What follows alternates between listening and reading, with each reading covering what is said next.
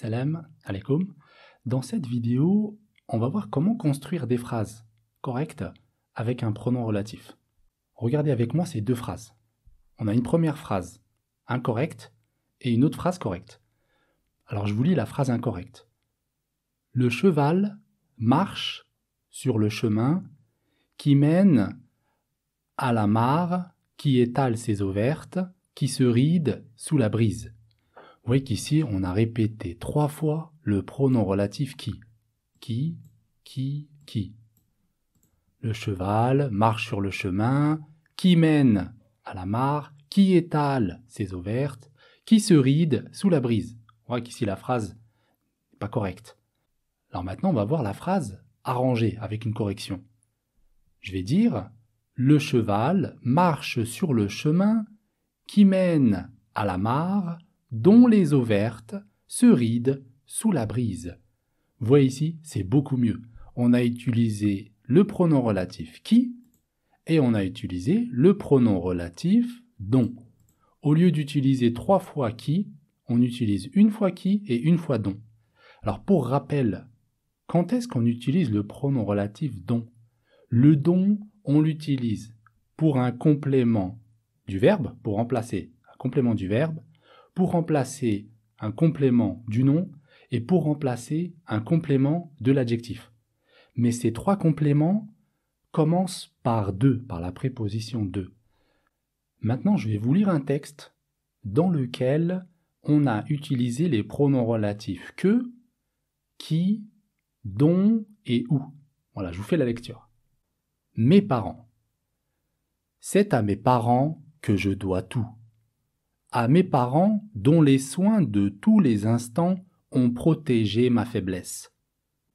Ce sont eux qui ont guidé les premiers pas que j'ai faits sur le sol dont je redoutais les aspérités, comme ceux que j'ai faits plus tard dans le chemin de la vie.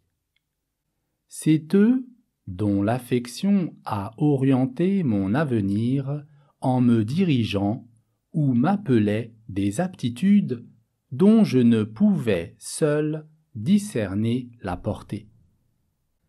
C'est aussi eux qui ont secondé mes maîtres dans une tâche dont ils appréciaient toute la complexité, car sans l'instruction, l'intelligence est un champ où croissent parfois les mauvaises herbes et dont la récolte est souvent maigre. Ce sont là des services dont je garderai la mémoire durant les jours rapides que je passerai sur cette terre. Suite à ce texte, on va voir 3 mots de vocabulaire. Voilà, j'ai donné la définition de 3 mots. Le premier, redouter les aspérités. Redouter les aspérités. C'est quoi une aspérité? Une aspérité, oui, on a la surface, le sol est plat, et puis on peut avoir comme ça des différences de niveau. Donc ici, l'enfant parle de ses premiers pas. On peut redouter les aspérités. On a peur d'une petite marche, on a peur des inégalités au niveau des surfaces, parce qu'on ne maîtrise pas encore la marche, donc on a peur de tomber. Deuxième phrase, l'affection a orienté mon avenir. L'affection, c'est quoi une affection? Une affection, c'est un sentiment d'amitié ou de tendresse, d'attachement pour quelqu'un. Ici, on parle de l'affection des parents qu'ils ont pour leur enfant. L'affection a orienté mon avenir. L'affection de ses parents a orienté son avenir, a donné la direction par rapport à son avenir, à l'avenir de l'enfant.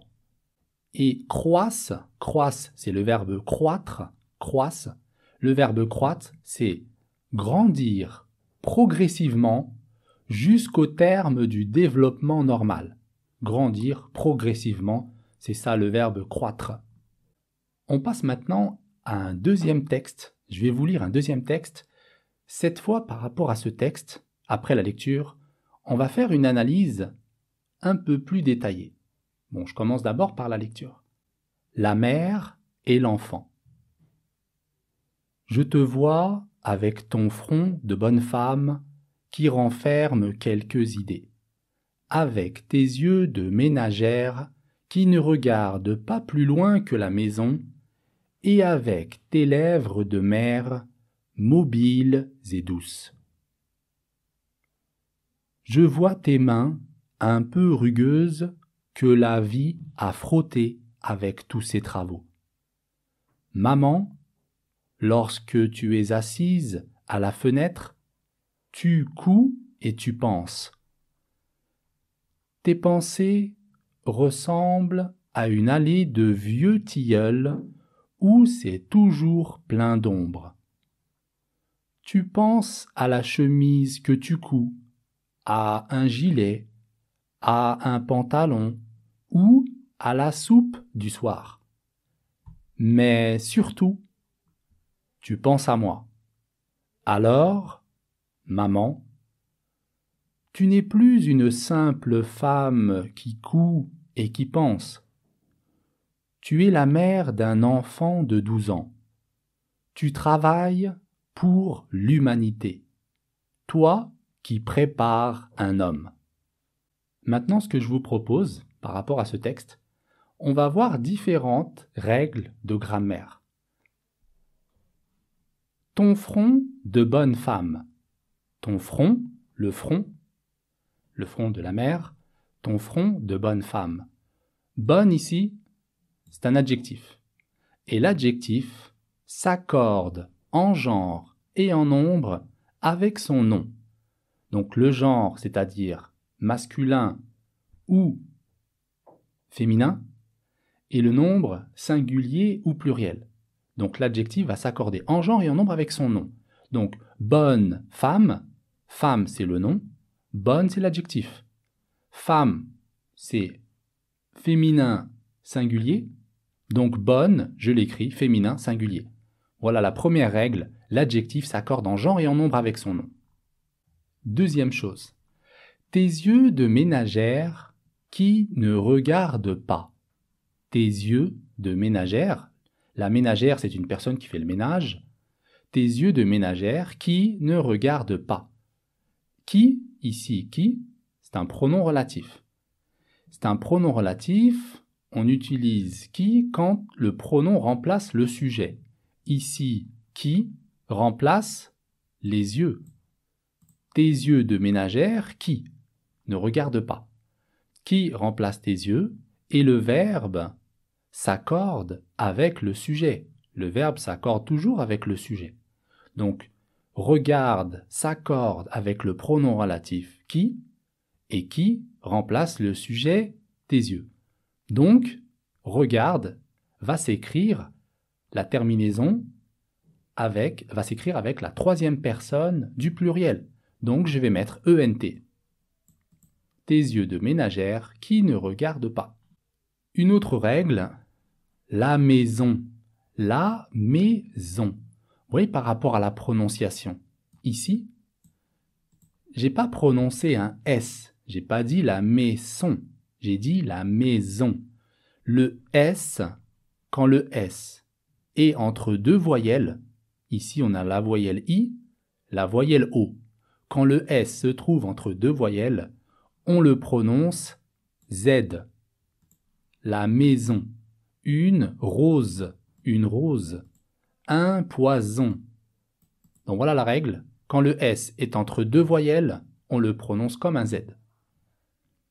Et si je veux prononcer le S entre deux voyelles, c'est là où je vais ajouter deux S. Je vais écrire deux S. Ici, on a une boisson. Et on a le I, on a le O. Et si je veux donner le son S, je mets deux S. Une boisson. Un poison, une boisson. Alors, on a des exceptions. Un parasol, un tournesol. Ici, malgré qu'on a le S au milieu des deux voyelles, eh bien, on le prononce quand même un S, comme un S. Bon, c'est une exception. Un parasol, un tournesol. Tes lèvres, mobiles et douces. Tes lèvres, lèvres, c'est le nom. Mobile, c'est l'adjectif. Douce, c'est l'adjectif. Donc là, c'est la règle qu'on a vue tout à l'heure. L'adjectif, mobile et douce, vont s'accorder avec le nom lèvres. Lèvres ici, c'est féminin pluriel. Donc on accorde l'adjectif, mobile, féminin pluriel, et douce, féminin pluriel. Tes mains un peu rugueuses que la vie a frottées. Tes mains, c'est le nom, un peu rugueuses. Ici, on a l'adjectif, rugueuse. Donc ici, on a deux règles. On a la règle avec le S, qu'on a vu tout à l'heure. Quand un S se trouve entre deux voyelles, ça donne le son Z, rugueuse, rugueuse. Et on a aussi la règle qu'on a vue avec l'adjectif. L'adjectif s'accorde avec son nom. Donc, c'est une main, au pluriel, tes mains, féminin pluriel. Donc, l'adjectif rugueuse, ES. Et que la vie a frotté. Ici, la vie a frotté. On a le verbe frotter, conjugué au passé composé, avec l'auxiliaire avoir. La vie a frotté. Normalement, avec l'auxiliaire avoir, le participe passé ne s'accorde pas. Déjà, la première règle, le participe passé avec avoir ne s'accorde jamais avec le sujet. On n'accorde pas le participe passé avec le sujet. Quand il est conjugué avec l'auxiliaire avoir. Avec l'auxiliaire être, c'est différent. Là, avec l'auxiliaire avoir, on n'accorde pas le participe passé avec le sujet. On accorde le participe passé avec le complément d'objet direct, avec le COD. Mais il faut que le COD soit devant le verbe. Et ici, on a le COD, on a le pronom relatif. Le pronom relatif que, ici, remplace les mains. Tes mains un peu rugueuses. Que la vie a frotté. On utilise le pronom relatif que pour remplacer un COD. On a vu tout à l'heure, on utilisait qui pour remplacer un sujet, on utilise que pour remplacer un complément d'objet direct. Et donc, on voit bien ici que le COD est devant le verbe. Donc, le participe passé ici, le participe passé s'accorde avec le COD. Tes mains, mains c'est féminin pluriel, donc le participe passé, on ajoute le E pour le féminin et le S pour le pluriel. Avec tous ces travaux, avec tous ces travaux. Là on va se poser la question, est-ce que j'écris C, CES, ou est-ce que j'écris C, SES? Est-ce que j'utilise un déterminant démonstratif? Ici, le CES, c'est démonstratif. C'est comme si je montrais quelque chose. C. Ou bien, j'utilise un déterminant possessif, SES, possessif, c'est-à-dire quelque chose qui appartient. Ça m'appartient. On écrit SES quand on peut ajouter à lui, à elle ou à nous. Voilà une technique pour ne pas se tromper. Si je peux ajouter à lui, à elle ou à soi, ça dépend de qui on parle. Ici, avec tous ces travaux, ici on parle de la mère. Donc je peux dire ses travaux à elle. Je peux ajouter à elle. Ses travaux à elle. Donc si je peux ajouter à elle, c'est bien un déterminant possessif, c'est à elle. Et quand c'est possessif, c'est SES. Un exemple ici avec le déterminant démonstratif. Ces cahiers sont déchirés. Ici, quand je dis ces cahiers, je montre du doigt. C'est comme si je montrais du doigt. Ces cahiers, ceux-là, je montre démonstratif. Donc, quand je montre quelque chose, j'utilise CES. Voilà la différence entre CES, démonstratif, et SES, possessif. Ici, le participe passé utilisé avec l'auxiliaire être s'accorde avec le sujet. Le tu, c'est la mère, donc je vais dire tu es assise. Si le tu, c'était par exemple un garçon, quelque chose au masculin, j'aurais dit tu es assis, j'aurais pas mis le E. Le E ici, on met un E parce que le tu remplace la mère. Tu couds, le verbe coudre, vous savez quand on fait de la couture, le verbe coudre, Tu couds et tu penses. Tu penses, tu réfléchis. Tu couds et tu penses. Avec tu, le verbe se termine toujours avec un S. On met toujours un S ici quand on conjugue avec tu. Tu couds, tu penses. Sauf avec le verbe pouvoir, tu peux. Avec le verbe vouloir, tu veux. Avec le verbe valoir, tu vaux. Voilà les exceptions. Tu peux, tu veux, tu vaux. Mais sinon, tous les autres verbes, avec tu, on va ajouter un S. Tes pensées ressemblent. Tes pensées ressemblent. Ici, ressemble. On a mis un M. Pourquoi on a écrit un M? Devant M, B, P, ici on a le B. Devant M, B et P, on écrit M au lieu de N. Au lieu d'écrire ressemble EN, je l'écris EM parce qu'il est devant un B. S'il est devant un M, un B ou un P, on écrit M. Comme par exemple ici, embrasser, M devant un B, embrasser. Emporter, le M ici, il est devant un P, donc j'écris un M. Embrasser, emporter. Sauf bonbon, on voit ici bonbon. Le N, il est devant un B, on l'écrit N, bonbon. Embonpoint, donc ici, on a fait la règle, ici, devant B, il n'y a pas de problème, EM. Mais ici, N, devant P, embonpoint. Néanmoins, là aussi, on a écrit un N devant un M. Donc voilà les exceptions. Bonbon, embonpoint, néanmoins. Mais sinon, quand le N se trouve devant M, B et P, on l'écrit M. C'est plein d'ombre. C'est plein d'ombre. Ici, pour connaître la lettre finale d'un adjectif, à l'écrit. Quelquefois, quand on écrit, on peut avoir un doute. Quelle est la lettre finale? Parce qu'on ne l'entend pas. À l'oral, quand je dis plein, on n'entend pas le N. Alors, on peut avoir un doute. Quelle est la lettre finale? Pour nous aider, souvent, la lettre finale d'un adjectif va s'entendre à l'oral au féminin. Par exemple, ici, plein, c'est masculin. Pleine, c'est féminin. Et quand je dis pleine, j'entends le N. Voilà, là, ça m'aide pour ne pas faire de faute d'orthographe. Il y a un N. Plein, pleine. Petit, j'entends pas le T. Petit. Petite, au féminin, j'entends le T. Là aussi, ça m'aide à savoir que au masculin, il y a un T. Grand, grande, grande. Donc, vous voyez, ce sont des techniques qui peuvent vous aider quand vous avez un doute au niveau de l'orthographe. Quelle est la lettre finale? Souvent, ce qui peut vous aider, c'est de mettre l'adjectif au féminin. Vous le mettez au féminin et là, à ce moment-là, vous allez entendre la dernière lettre.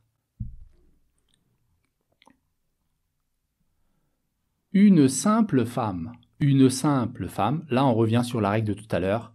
M, B, P, N, on écrit M. Voilà, devant un P, ça devient M. Une simple femme. Un enfant de 12 ans. Un enfant de 12 ans. 12, c'est un adjectif numéral. Ici, on a les adjectifs numéraux pour compter. Les adjectifs qu'on utilise pour compter sont invariables. Ils ne changent pas. Je ne vais pas mettre un S. 3 sacs, 4 cahiers, 12 œufs, 12 œufs. Voilà, on ne met pas de S. Les adjectifs numéraux sont invariables. Et un petit rappel par rapport à la prononciation. Ici, on dit un œuf, au singulier un œuf, au pluriel des œufs.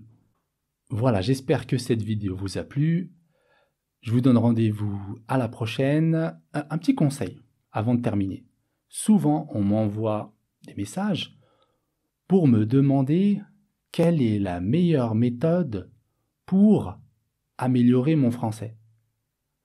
La réponse, je vous donne la réponse. Ne cherchez pas vraiment de méthode. Le plus simple, pratiquez le français, tout simplement.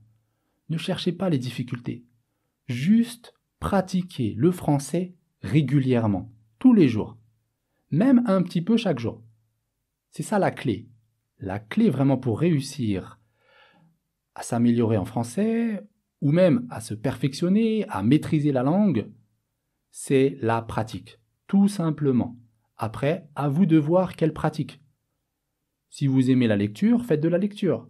Si vous aimez regarder des vidéos, regardez des vidéos. Si vous aimez écouter des podcasts, écoutez des podcasts. Mais il faut pratiquer, tout simplement. Pratiquer chaque jour. Chaque jour, c'est pas une fois par semaine. Chaque jour, et vous allez voir, avec le temps, d'ici 1 mois, 2 mois, 3 mois, vous allez voir vous allez voir la différence. Vous allez voir les améliorations. Donc voilà, si vous voulez améliorer votre niveau en français, pratiquez le français, tout simplement. Voilà, j'ai terminé avec cette vidéo. Merci de m'avoir suivi. À la prochaine. Inch'Allah.